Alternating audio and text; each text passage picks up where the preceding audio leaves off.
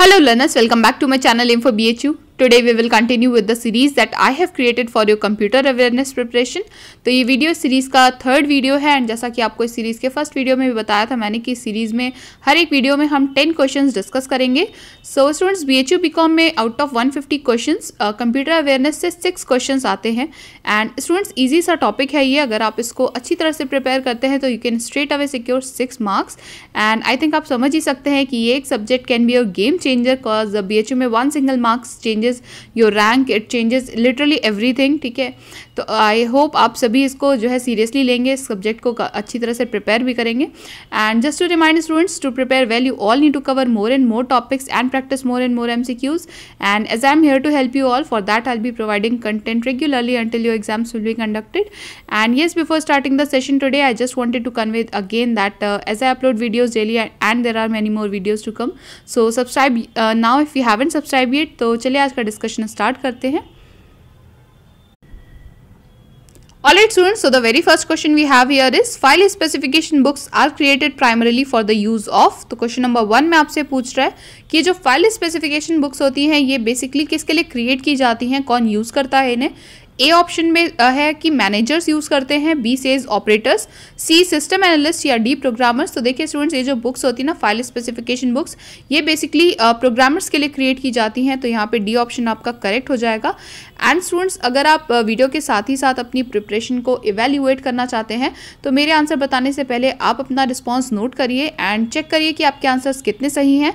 And अगर आप अपना स्कोर कमेंट सेक्शन में पोस्ट करेंगे तो मुझे बहुत अच्छा लगेगा.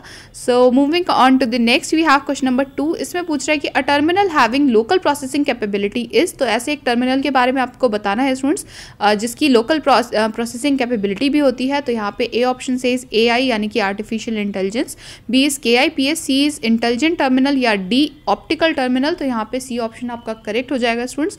ठीक है, तो इंटेलिजेंट टर्मिनल है जिसकी कैपेबिलिटी होती है प्रोसेसिंग के लिए, तो यहाँ पे सी ऑप्शन करेक्ट है. ठीक है, next we have question number 3.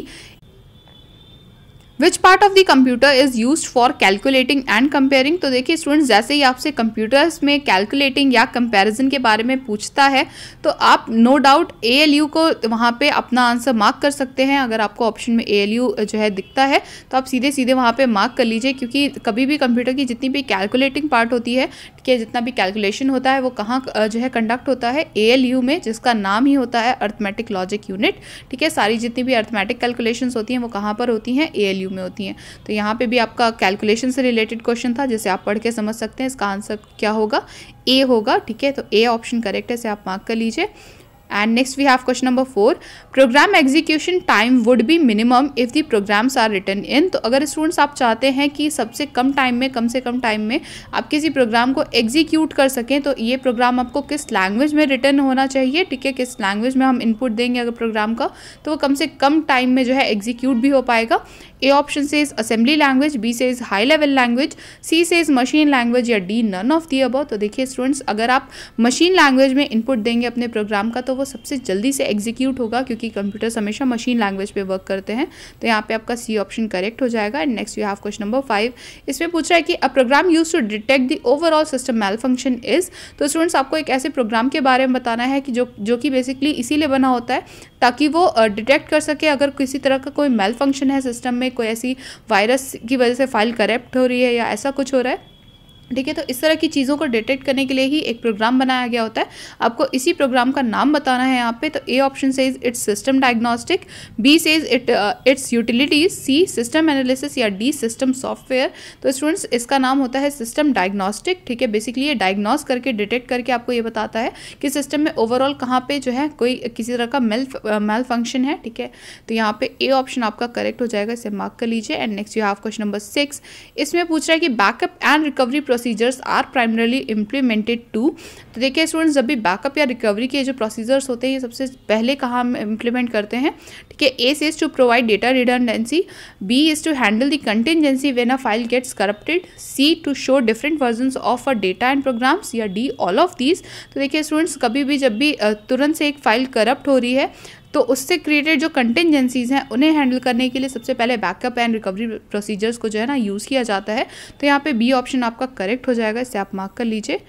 And next you have question number 7. इसमें पूछ रहा है कि N internet like network within a company the best fit will be. So students आपको द बेस्ट फिटिंग टर्म यहाँ पे बताना है इस स्टेटमेंट के लिए बेसिकली। तो स्टेटमेंट है आपके पास an internet like network within a company. So एक कंपनी में जो within a company boundaries work करता है, एक इंटरनेट जैसा ही एक नेटवर्क, इसके बारे में आपको बताना है कि ये कैसा नेटवर्क होता है, क्या बोलते हैं हम इसे, ठीक है। तो ए ऑप्शन से इंट्रानेट टेक्नोलॉजी रिसोर्सेज, बी से application of internets, C internet या डी एक्सट्रानेट। तो देखिए स्टूडेंट्स ये सी ऑप्शन यहाँ पे आपका करेक्ट होगा। कभी भी अगर आप समझते हैं इंटर तो वो दो चीज़ों को रिलेट करता है। इंट्रा वर्ड जो है ना हमेशा विद इन के लिए यूज़ होता है, यानी यहाँ पे देखिए विद इन अ कंपनी बोल रहा है ना, तो एक ऐसा नेटवर्क जो within a company work करता है इसे हम कहते हैं इंट्रानेट, ठीक है।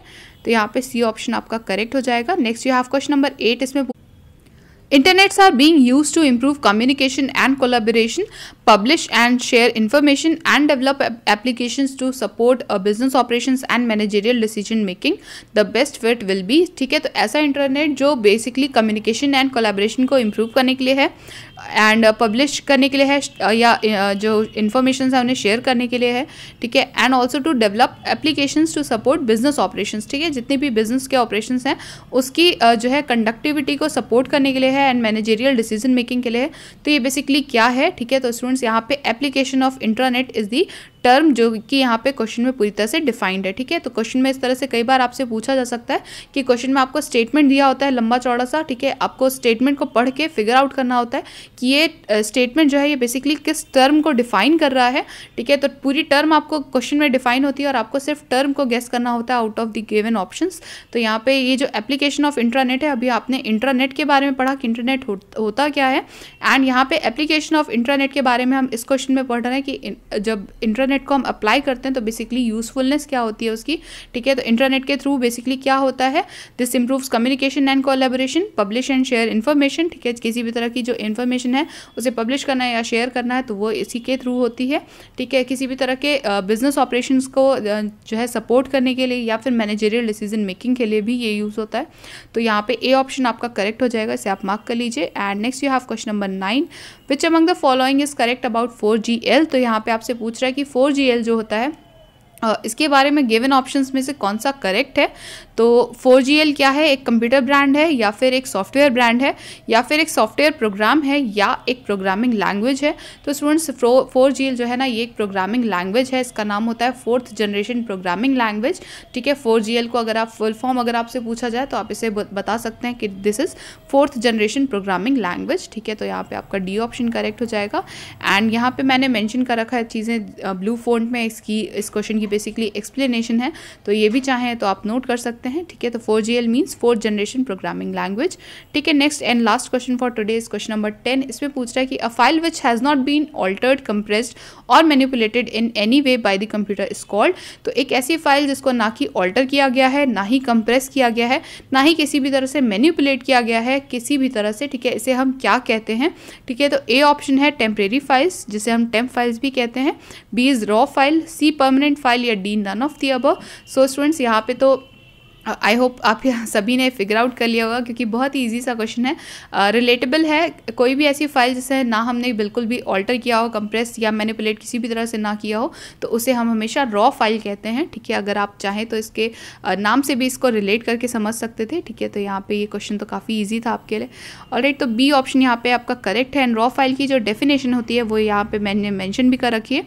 A raw file is a collaboration of unprocessed data, ठीक है। This is a file which is not altered और manipulated, it is the digital file that is generated initially, ठीक है। जब भी हम किसी फाइल को ओरिजिनली इनिशिएट करते हैं, ठीक है, उसे क्रिएट करते हैं और जब तक उसमें किसी भी तरह की कोई प्रोसेसिंग नहीं हुई है या फिर हमने कुछ उसमें ऑल्टरेशन नहीं की है या मैनिपुलेट किसी तरह से नहीं किया है, तब तक उस फाइल को हम क्या कह सकते हैं, वो एक रॉ फाइल होती है, ठीक है। तो यहाँ पे बी ऑप्शन आपका करेक्ट था।